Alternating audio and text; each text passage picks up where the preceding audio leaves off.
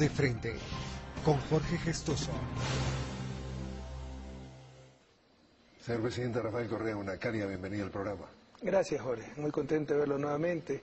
Y bueno, muy cómodo en este tema que es mi especialidad. Sí, precisamente, estamos enfrentándonos a un economista de gran calibre. No, pero me cogen de ventaja, porque con tantas cosas que uno tiene que atender, no he revisado últimamente las cifras económicas. Esas son las cartas en la manga que traía. Señor presidente, respecto a los beneficios de los tratados de libre comercio, hay versiones encontradas. Nosotros siempre hemos hablado de que el tema libre comercio, free trade, no es libre comercio o free trade.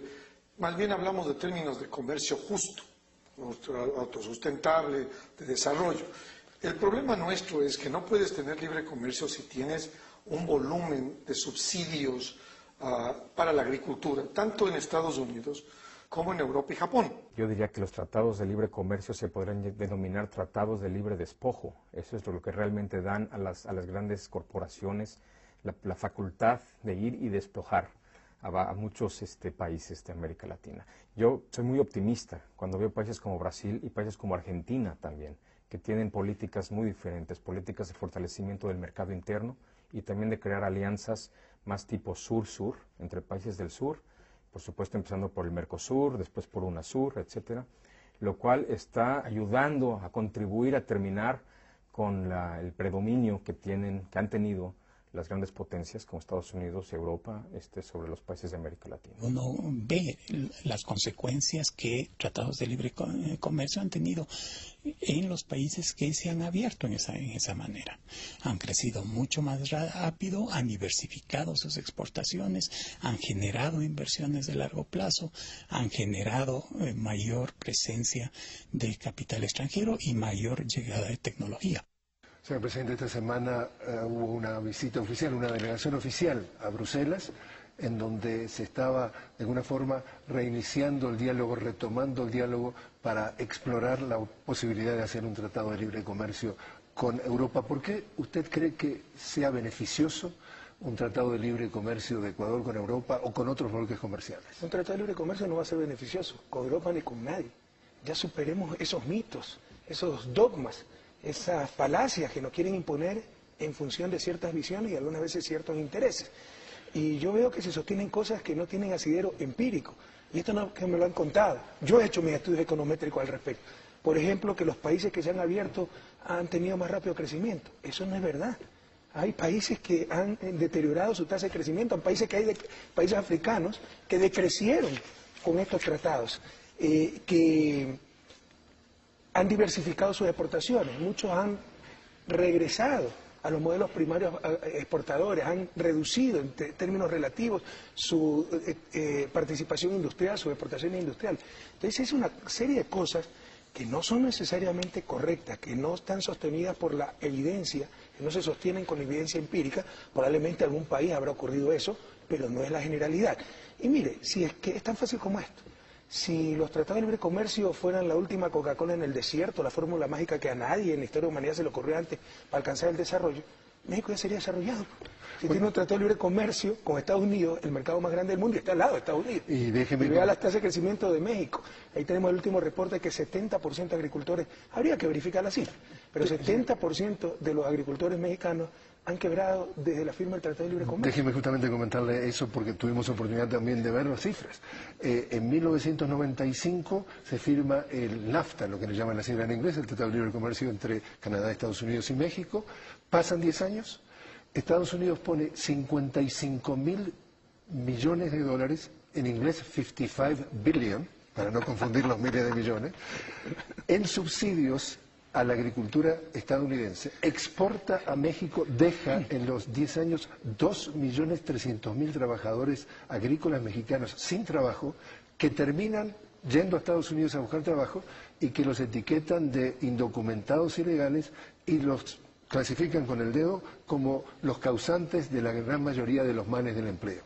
O sea que tiene también esa parte negativa. Pero es que ni siquiera estoy hablando ya de las cosas empíricas, es decir, ¿de qué libre comercio vamos a hablar si Estados Unidos subsidia con un promedio de $20.000 anuales a sus agricultores? ¿Cómo se puede competir contra eso? ¿Cómo se puede llamar a eso libre comercio? Pero ni siquiera estoy hablando de eso, estoy hablando conceptualmente.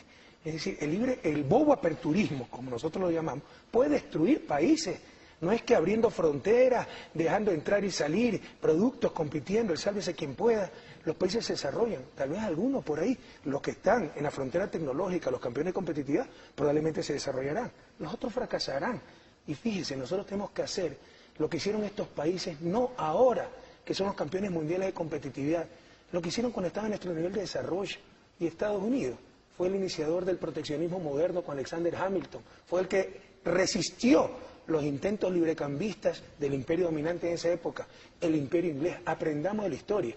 Esto que el libre comercio beneficia siempre y a todos es algo más cercano a la religión que a la ciencia y no resiste un análisis teórico, empírico ni histórico. ¿Y entonces qué estaba haciendo su delegación oficial en Europa? Negociando un acuerdo comercial. No estamos contra el comercio. Diferenciemos libre comercio, abramos fronteras y sálvese quien pueda, acuerdos comerciales para el desarrollo. Dadas mis especificidades, dada mi nivel de desarrollo relativo, los diferenciales de productividad, abramos estos mercados, protejamos esto, dejemos esto en manos del país, protejamos a los pequeños agricultores, con esas especificidades, con esa flexibilidad. Bueno, negociemos acuerdos comerciales, pero no bobo aperturistas. Es decir, tendría que haber esas condiciones mínimas. Y algo adicional, Jorge, que la gente no entiende, ya raya en lo irresponsable, ya raya en el dogmatismo, insisto, irresponsable. Ecuador no tiene moneda nacional. Si Colombia, Perú, el propio México, que han firmado estos acuerdos, les va mal, tienen un grave desequilibrio externo, importan mucho más de lo que exportan. Eso significa, en términos individuales, que consumo mucho más de lo que gano. Eso es insostenible en el mediano plazo. En el corto plazo es préstame, primo, plata, mami, ayúdame. Pero en el mediano plazo, o consumo menos y gano más, o quiebro, o colapso. Bueno, ¿cómo solucionan los países esos problemas, esos desequilibrios externos? Con la moneda nacional. Deprecian la moneda nacional, encarecen las importaciones, es decir, consumen menos y abaratan sus exportaciones, es decir, venden y ganan más. ¿Y ustedes no tienen Ecuador no tiene eso. Y cuando usted no tiene política monetaria por la insensatez de haber abandonado la moneda nacional, solo le queda la política comercial para regular desequilibrios en el sector externo.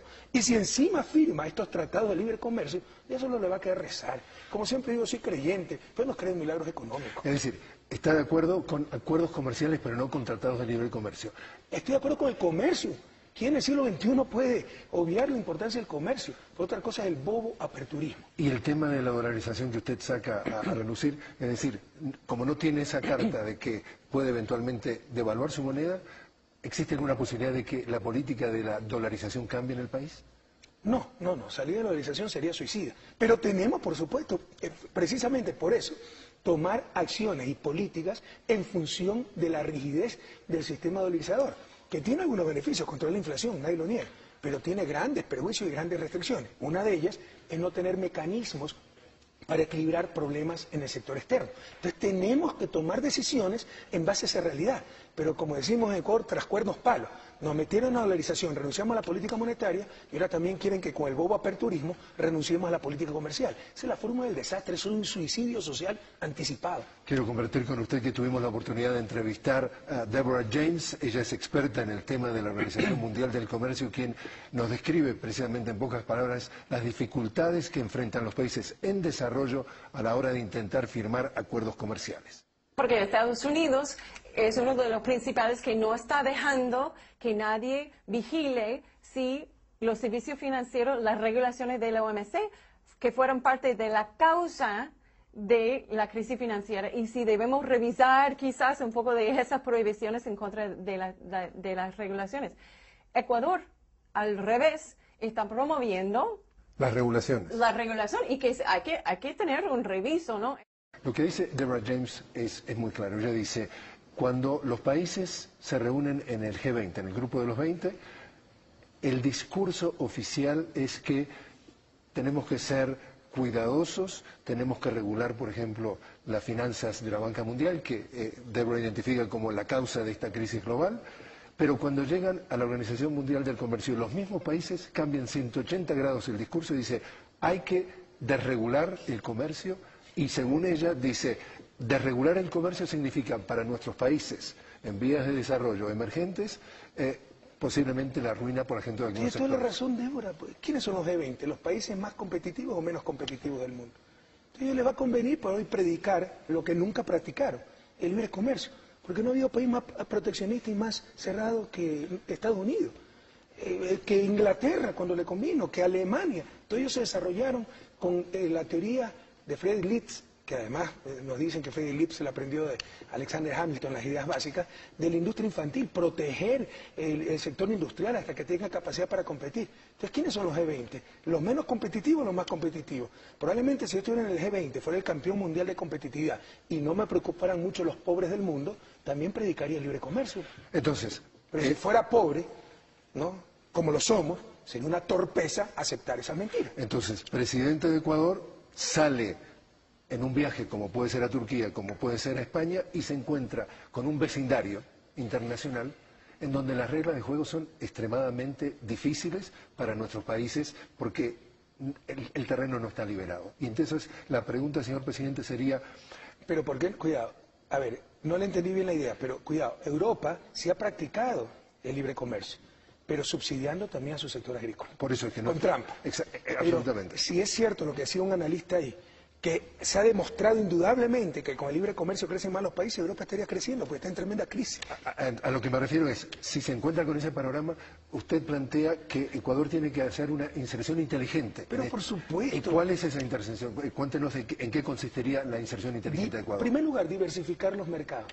Teníamos concentrado 60% de nuestro mercado externo en Estados Unidos. Hemos avanzado muchísimo, creo que estamos en 30%. En primer lugar, diversificar los mercados.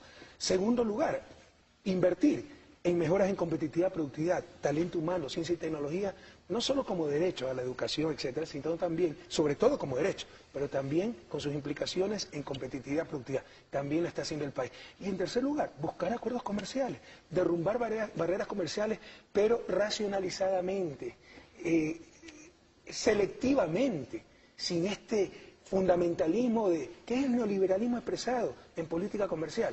Derrumben todo y estamos en el mejor de los mundos. No, podemos estar en el peor de los mundos. Precisamente, hablando de inserción inteligente, China ha hecho una cosa que no han hecho muchos de los países, que es no firmar tratados de libre comercio. ¿Qué opina al respecto? No temo que es lo contrario. China tiene muchos acuerdos de libre comercio firmados. ¿De libre comercio? Sí, pero ahora que es uno de los campeones mundiales en competitividad, no necesariamente por tecnología, que él tiene ya en alto grado, sino también por una importante, con todo respeto, explotación de la fuerza laboral china. Tiene mano de obra muy barata. Entonces, ahora que nadie le puede competir a China, ahí sí firma tratados de libre comercio con todo el mundo. Pero vea, pues hace 20 años, cuando China estaba invirtiendo muchísimo en universidades, en su sector industrial, en su sector agrícola, se abrió pues al libre comercio. Precisamente estábamos hablando de China, que está jugando un rol importantísimo en el comercio mundial y también en nuestra región. Y, por ejemplo, tuvimos oportunidad de hablar con el señor Gonzalo Paz, de George Washington University, y él define así la relación de América Latina con China hoy. No se puede entender América Latina hoy si no entender la relación de América Latina con China. Punto. ¿Qué tan importante es China hoy para la vida de Ecuador y para la vida de América Latina? Es importante. No es lo único importante, pero por ejemplo hasta en eso hemos recibido críticas.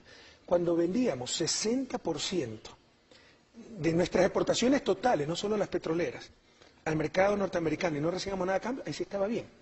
Ahora que vendemos 50% de nuestras exportaciones petroleras a China y está invirtiendo en Ecuador más que en ningún otro país en la región y está financiando importantes obras de desarrollo, y está dando crédito, etcétera, ahí se está mal.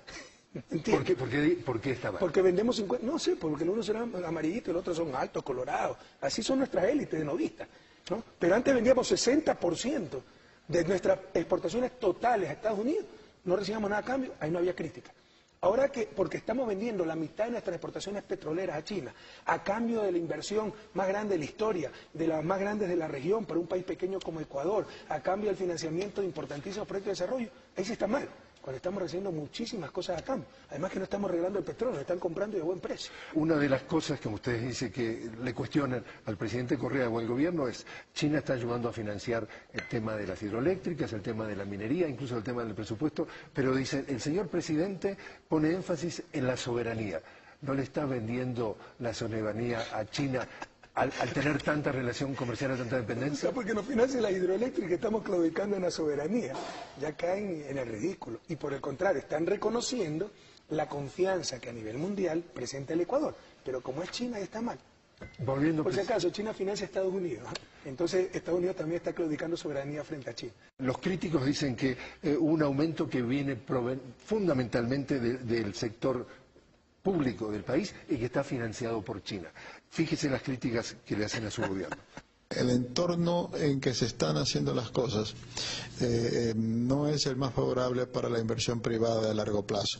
Las empresas están ganando mucho dinero ahora por el crecimiento económico, pero tienen sus dudas, tienen sus aprehensiones, sus incertidumbres sobre qué va a pasar a mediano plazo. Entonces, en estos momentos debería haber una gran inversión privada para aprovechar la infraestructura más grande, para poder ampliar las fábricas, la producción, etcétera, y eso no se está dando.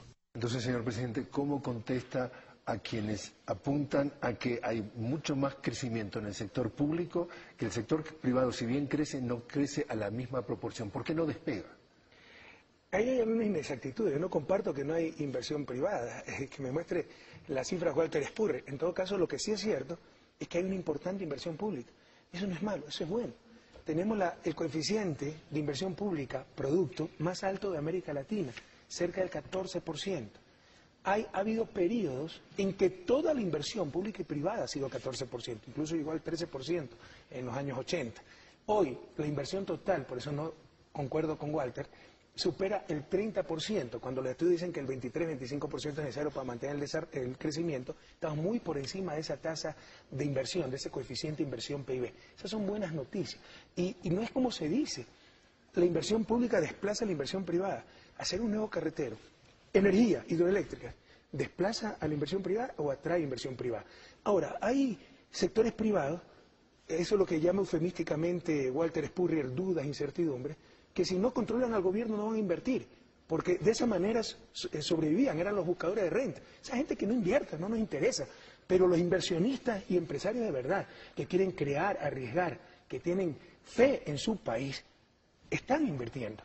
Porque saben que es un buen gobierno, pero hay gente que si no es su gobierno, que mandan al presidente, mandan al ministro de Economía, al ministro de Industria, no va a invertir, en buena hora que no invierta. El argumento de ellos es, el crecimiento realmente de una economía viene del sector privado.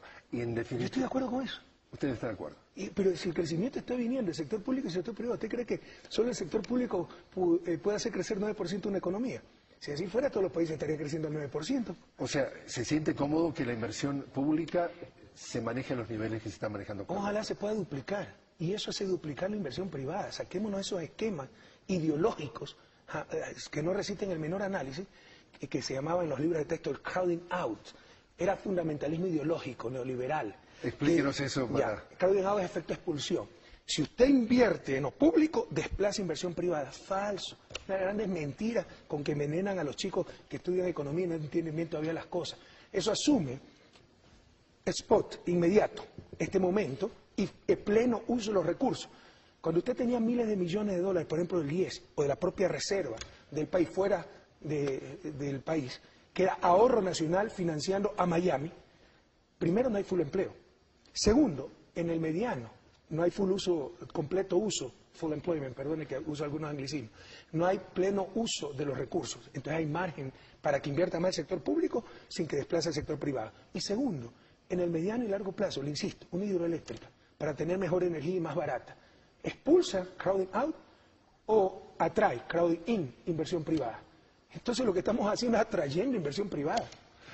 Le doy unas cifras de materia de inversión extranjera directa. Precisamente, según esas cifras, Ecuador tiene uno de los niveles más bajos de la región. Según cifras de la CEPAL, en el 2010 fue de 164 millones de dólares, mientras en Perú fue de 7.328 millones de dólares y en Colombia 6.760 millones. En Ecuador, según CEPAL y el Banco Central Ecuatoriano, en el 2010 la inversión extranjera directa fue de 164 millones y entre enero y octubre del 2011, 386 millones de dólares. Entonces, ¿qué está haciendo el gobierno, el presidente Correa, para cambiar esta situación? Pero para que vea la inconsistencia y la cifra. Si eso es cierto, es mentira lo de China. Porque entonces, ¿cómo llamamos a toda la inversión china? ¿cómo se llama? Inversión marciana, y ya no hay inversión extranjera. Uno de los argumentos es la inversión china, en realidad, si son algunas empresas privadas, en realidad las empresas privadas son, entre comillas, empresas públicas chinas. O sea, Si es inversión extranjera, pues así sea público o privada. Pero inversión extranjera privada. ¿Sabe cuál es el problema? Revise la metodología, cómo se estima la inversión extranjera. Son flujos de capital. Entonces, si yo liberara capitales, como antes, que es lo que ha hecho quebrar a países enteros, capitales de golondrina, entran y salen capitales, y cada vez que entran cuentan los capitales. Así es la metodología. Entonces, entraron miles de millones de capitales. Pero eso no es inversión, eso no está creando prosperidad, no está creando empleo, no está pagando impuestos. Por el contrario, desestabiliza las economías, más aún una economía sin moneda nacional. Nosotros hemos minimizado, precisamente para apuntalar la dolarización, pero incluso si no hubiéramos tenido dolarización, era algo sano para la economía. Todos los estudios muestran que una de las reformas neoliberales más nefastas ha sido la alta movilidad de capitales, sobre todo para las economías pequeñas y pobres como la ecuatoriana. Hemos minimizado esa movilidad de capitales, porque entraban y salían capitales. Hemos puesto el impuesto de salida de capitales para evitar 5%. esa especulación. Entonces, todo eso derrumba las cifras de inversión extranjera. ¿Qué nos interesa? Se necesita construir un nuevo sistema, cómo contabilizar la verdadera inversión extranjera. No toda inversión extranjera, como se le está contabilizando, es buena, por el contrario, puede ser altamente perjudicial. ¿Cuál es la inversión extranjera que nos interesa a nosotros? Esa inversión que venga del extranjero a poner una fábrica pagando, con trabajadores, pagando impuestos, generando valor agregado nacional, que reciban su justa compensación por su inversión, las utilidades, pero que genere producción nacional, empleo, impuestos. Hay que contabilizar esa inversión. Lo que están contabilizando son los flujos de capitales y eso no nos interesa.